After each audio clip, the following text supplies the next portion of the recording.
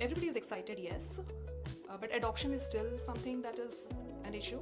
And that's also a reason we both know why construction is where it is right now as compared to many other industries. I mean, but there are champions who who want to adopt and who want to take the industry forward. There are people who are curious and who are interested to kind of kind of like overcome that law of inertia. Lisa Mohapatra, welcome to Digital Building. Great, thanks Mandy for having me today. Yeah, really excited to talk about what you're working on. So we'll dive right in. Tell us about BidBlocks. Yeah, so I'm the co-founder CEO of BitBlocks. We are a AI platform for construction companies, and we work with developers as well as GCs primarily. Help them in their planning, bidding to procurement process. So essentially, everything that happens before the building starts getting built, we start at that point wherein a developer is kind of planning to build out a community center, a hospital, a data center, and we help them reduce a ton of time that goes on in the planning, procurement, and bidding. A lot of manual processes that happen during the process, and also help kind of reduce risks at the planning stage to kind of save them from cost volatility and cost overruns during the later phases of the project. Yeah, we have been building for almost close to 2 years now, and building out of Toronto, Canada, but the main market is North America, US, of course. Amazing. Well, congratulations on making it to 2 years, because I know that, working in a startup, doing a startup, I've done it myself. It is a real challenge, and I know that it takes a really gritty person to do that. So congrats on making it to 2 years for sure. Can you take us through, like, maybe give us an example of what a normal kind of like scope of work within the pre-con would be, and what the normal process is, and then how AI reduces it? Can you take us through that? Yeah, so let's say there is a developer who is planning to build a 250 $500,000 a multifamily project, for example. They'll find out a land, talk to investors, figure out feasibility of the project, prepare a concept estimate, and then work with architect or a consultant, architects and engineers on one side, create the initial design documents, and then talk to general contractors who can kind of build the project, and the GCs talk to subcontractors. Subcontractors are essentially mechanical, electrical, HVAC, all those trades who work with a GC. And you see there's like a lot of stakeholders that are involved in this one project, right? So there is like a lot of coordination touch points, and that leads to a lot of lost in translation problems in construction. An architect talks to a developer, developer to a GC, GC to a subcontractor, and everything happens over phone, mostly phone, and then email, and the documents are PDFs, drawings basically PDFs, estimates in Excel sheets, communication in emails, and then invoices through maybe those legacy systems like SAPs, Oracles of the world. So a lot of different fragmented system, lot of phone calls, email communications, and that spreads over maybe a 6 months to a 1 year cycle, or maybe further down for planning like larger projects. Using our platform, we are helping these companies kind of organize a lot of data that is spread across specification files, drawings, bid proposals, estimations in Excel sheets, email documents, addenda, submittals, to kind of help them transform the lot of unstructured data into structured data. And AI doesn't work with disparate data. You have to first kind of like sanitize, clean the data, and then you can draw out intelligence on top of it. So the wedge is to like kind of start with solving a workflow problem, which is essentially helping them maybe develop a concept estimate for a project, helping them with scope out pieces of work, helping them with finding out which subcontractors to work with, what is like the material labor composition. But that's the workflow automation part, which our system can do it automatically.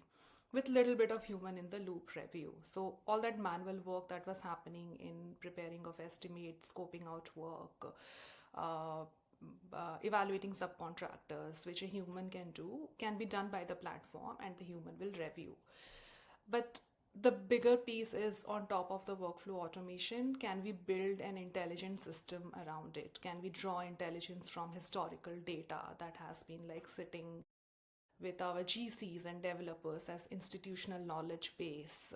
Can we like build so there is data layer, there is context layer, and then there is the context is basically the knowledge layer, and then there is the intelligence layer. So can we like so the larger vision is to have the data ready, have the context or the knowledge layer, kind of understand the data, and then draw upon intelligence and make decisions to kind of save a lot of time that's a big problem in the industry with housing and labor shortage, right? We both know.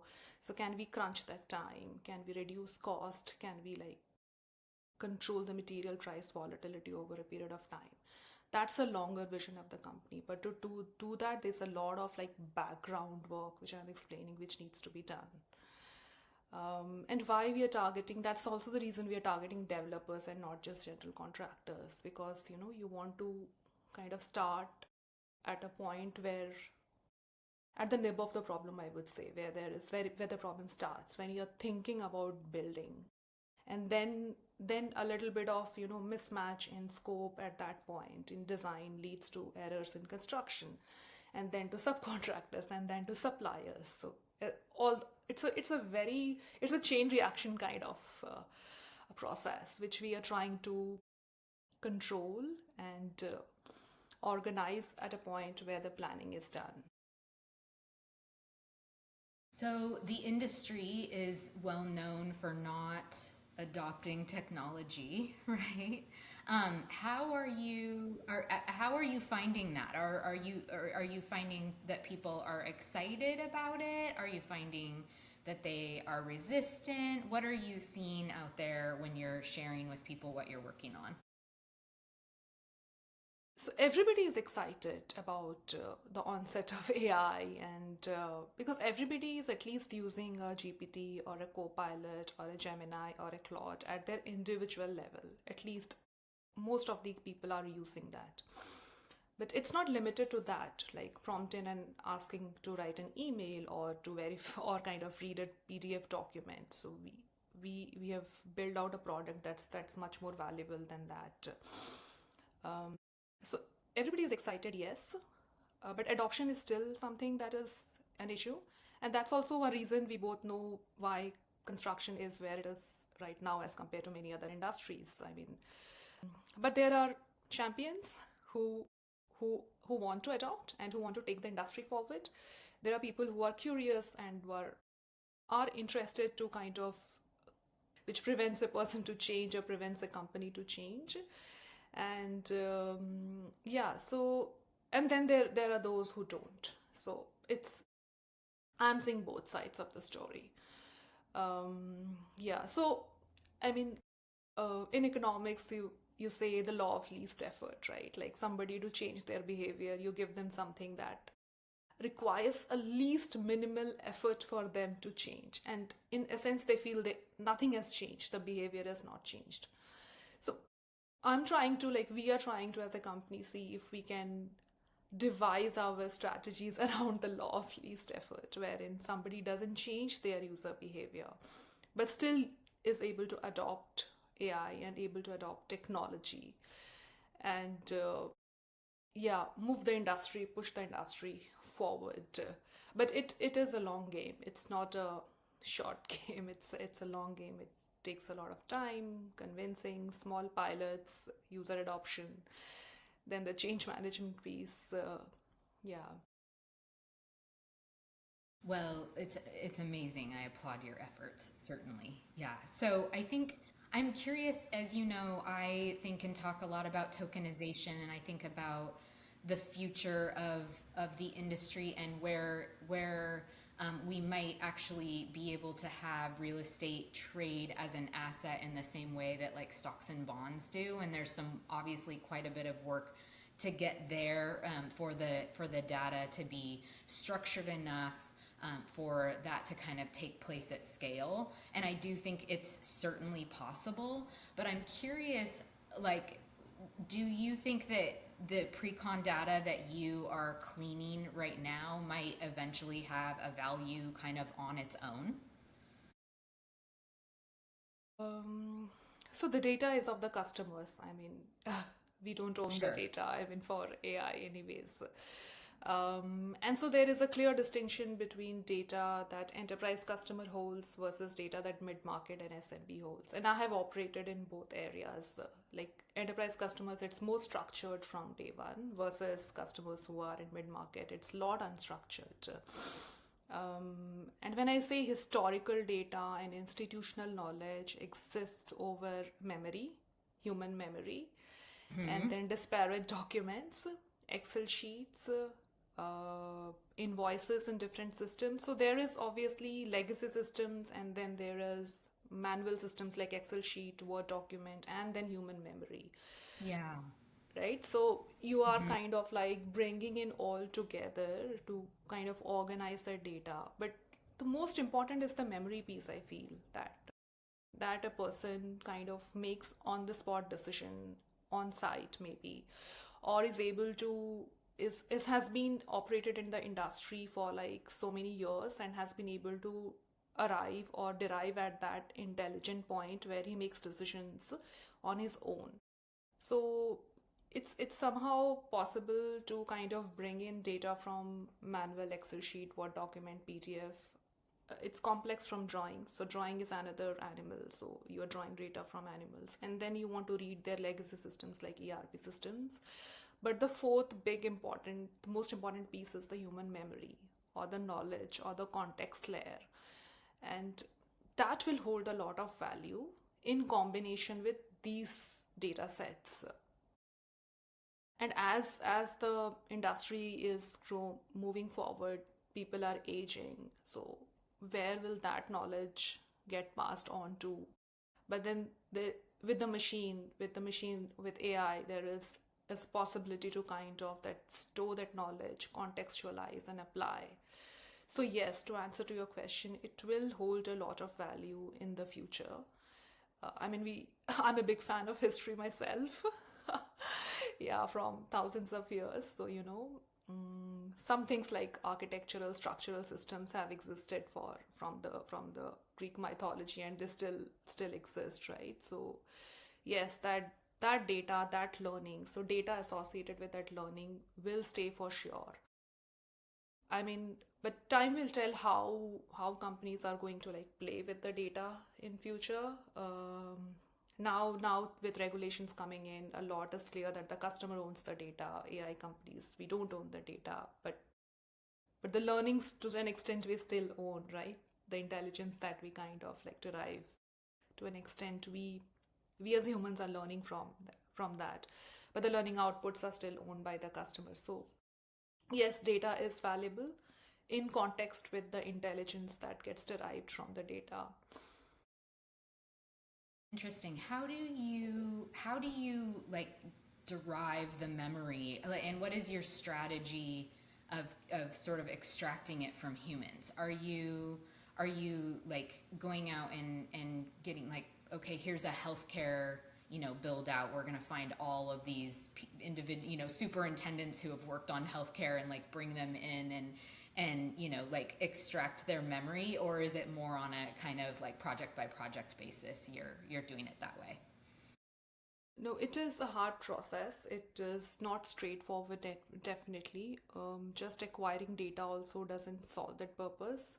So yes, we are doing it like lot by project, but we are also partnering with lot of construction focused construction experts, so to say. So a lot of our distribution strategies around working with construction experts and not just like sales marketing kind of experts. So working it's a very tedious and very manual work we are doing when working with each construction expert, learning from them, applying those into the platform. So there is that human angle to it, and then there is the project angle. So you are learning historical data, reading like the last 30 year of school projects or last 20 year of multifamily projects done in Washington DC, for example. So it is that way, but yes, there is that human angle which we still very strongly pursue, which is like talking to people, talking to experts, and getting their inputs kind of plugged into the platform. And it is a tedious task. It's a very manual, mundane, tedious task to kind of like bring that in. Yeah, but nothing comes easy in startups. No, Yeah. exactly, exactly. I'm curious. So, for people who are listening who aren't necessarily developers, like help them understand how important the pre-con process is and how much it affects kind of the end result, the building that you have, and the value of the building in the end. So, like I said, we start with you start with finding a land, and then you plan to kind of like build a hospital or a data center on it, and then you start designing. Then the concept designing come, and then the construction drawings come into play, and then the procurement comes into play. So once you have done all this planning, all this happens in pre-construction process, which is like, how many so for example, for a commercial property, what's like the facade you will use, what's the structural systems you will use, uh, how many rooms, how many windows, what's the HVAC system you will use. You need to define all this in planning phase, but then all this is done in paper. And then comes the actual procurement, when you are actually tying up with suppliers through your subcontractors to procure this. Some material may not be available, some may not fit rightly into the drawing, and drawing will have differences. So an architect does the drawing, engineer does the drawing, and then electrical, mechanical, structural, all of it. And there will there will be discrepancies in the drawing. It's always there. And be, and then there is an addenda, so people change, there is discussion, and then you change the drawing, but how much of that change kind of get transferred to the next layer of person, so from the pre-con manager to the estimating manager to the procurement manager to the project manager, that is again a big piece in the whole puzzle. So a small property you want to build, you want to decide how many rooms, how many windows, what are the systems, and then there are like 15 different players involved. Everything is in kind of discussion, in papers, in drawings and specification files and estimates. But when it comes to actual site, when you're procuring materials, a lot has would have changed. Some materials are not available. A product that was priced at X dollars is now Y, so your estimation changes. So those are the kind of yeah.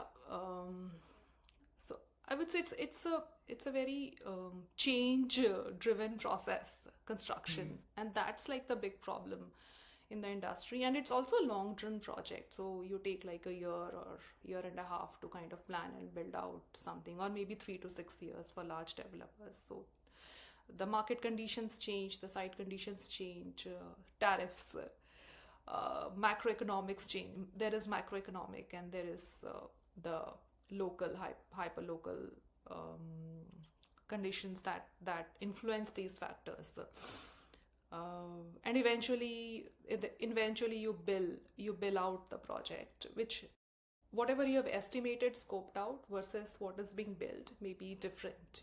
That's the kind of delta that can happen in these projects. So can we control those, or can we control the errors that may have happened in the drawing, or something that was like scoped out for a particular trade but was not carried by that trade. For example, a drywall vendor doesn't, something that was scoped out for drywall didn't carry that, and then who owns the scope later on in the project? So that's one of the scope gaps in pre-con that we are kind of helping companies out.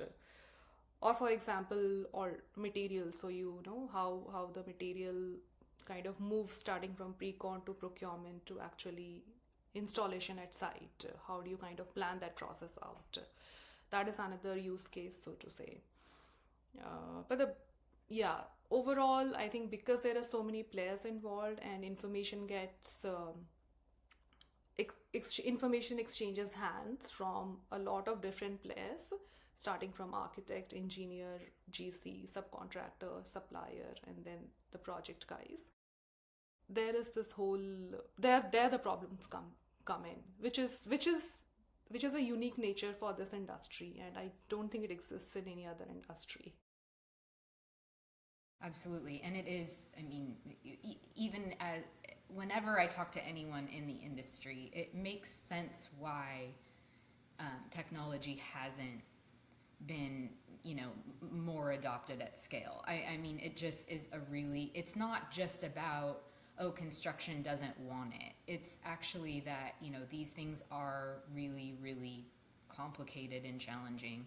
And, and because there are so many players. So, what keeps you motivated? What when you get up every day, like what is it that makes you feel like, okay, I'm willing to wade into these waters to to see this come to fruition?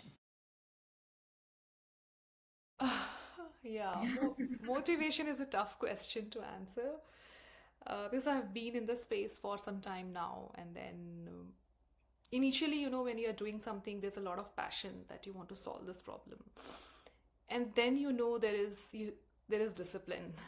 So I moved from the passion phase of motivation to a very disciplined way of doing things.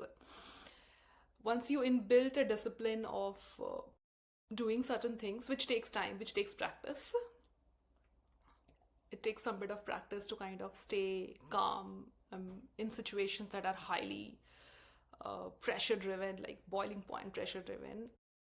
uh, yeah, so there is a lot of discipline that I think that is there in me when I work.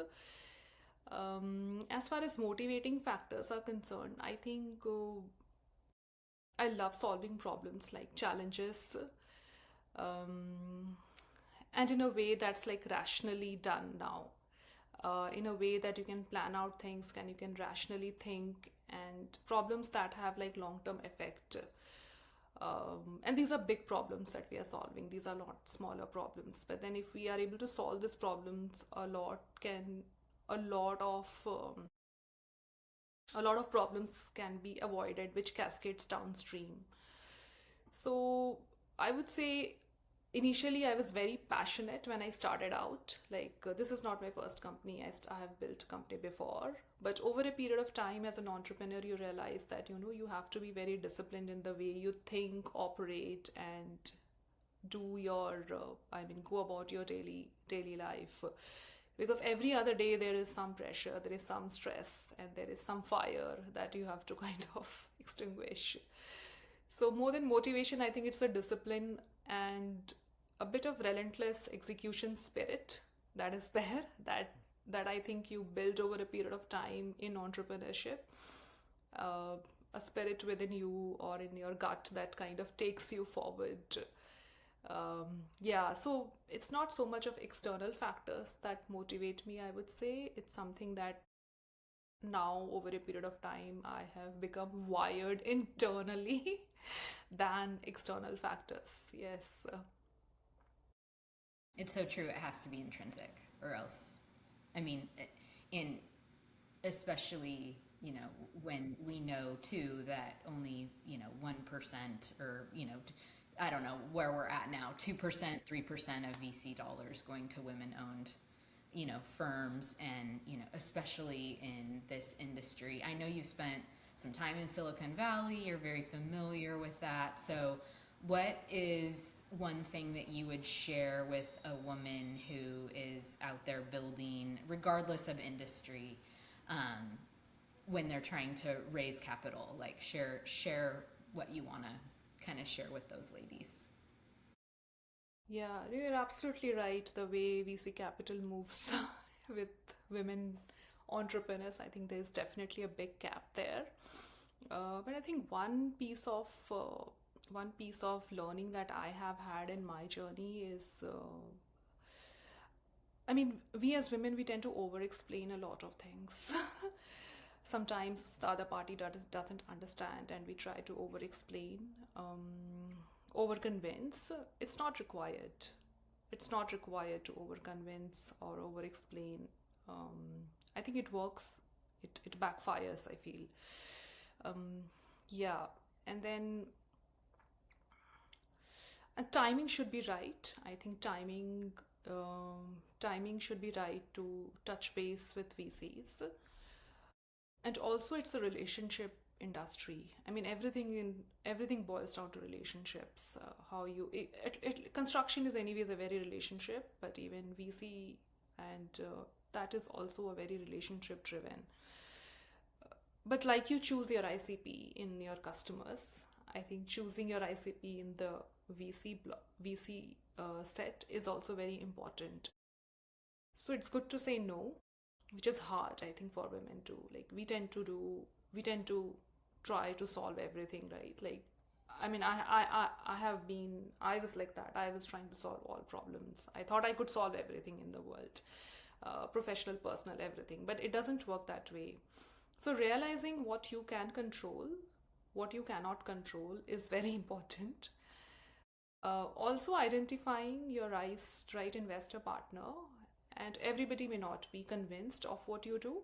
Everybody may not understand what you do, which is perfectly fine. Accepting that and moving on, and chiseling down your right ICP with the investor, like you do with the customer, is very important. But saying no is also equally important to people. Yeah. Yeah, I found that to be true. I, I feel when you send your deck out, like I just kept getting all of these responses of I want to see this kind of deck or that kind of deck or this kind of, and then the advice becomes about the deck instead of about the business, right? And it was like listen, this is the deck you get. Okay, like I and the amount of advice that was given was I don't want to use the word overwhelming because I didn't feel overwhelmed by it necessarily, but what I felt overwhelmed by was the feeling of whether or not that was a necessary change or if that was just that individual telling me they weren't interested. And when they ask for a deck change, it's like, okay, well, when I respond with the new deck, does that mean that you're going to be interested now? Yeah. Or like, can I just get advice on the business? Was really where I had gotten to, and I found it to be, um, after a while, I just realized this is not what I want to be spending my time doing, right? And so I Yeah. guess for you, where are you at in your funding journey, if you don't mind kind of sharing to wrap us up? So we started in 2024. Uh, we got an initial backing from one of the VCs there, and then 2025 we rolled out the product, started commercializing 2025. So now we are on a revenue scale path, very heavily kind of focusing on sales, and then in next couple of months I'll restart my fundraising journey for my next round. But yeah, now the focus is product and customer growth, at least for next quarter. And then I'll go back to the market and then I'll start raising again. But you're right on the deck piece. A lot of people just advise on decks. Yeah, Yeah. like you should have page 9 on page 11. Like, Yeah. how about you just, I don't know. It wasn't for me, but I really greatly admire what you're doing. I admire both the passion and your, just your determination. And, I think you're going places. So I'm really excited to follow along on your journey. And audience, if you liked this, I would love if you would share it with a friend and give it a like on social, and then also reach out to Lisa. Lisa, where can we find you? I'm pretty active on LinkedIn. Plus, my email ID is very simple, lisa@bitblocks.ai. Like, happy to chat on email or on LinkedIn. Awesome. So yeah, if you're interested in working with Lisa, definitely reach out in that way, or reach out to me and I'll provide an introduction. But Lisa, really, really glad you were with us. Thanks for sharing what you're working on. Yeah, thank you for having me, Mandy. Frankly, I have also learned a lot of things from you. I mean, we have had conversations in the past regarding some of the areas where I needed help. So it's good to it's good to exchange and share and collaborate. So yeah, and with very few women in industry, I think you have been also doing a very incredible job so far. Thank you. Wow, that means a lot to me. Thank you so much. All right, thanks for being here, Lisa. Take care. Thank you. Bye.